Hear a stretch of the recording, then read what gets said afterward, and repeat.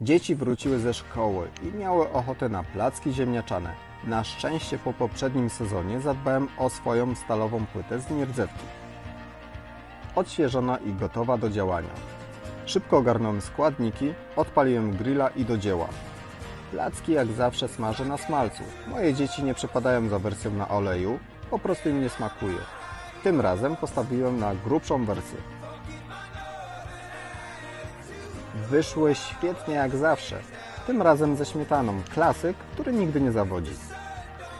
Dzieci się najadły i były zachwycone.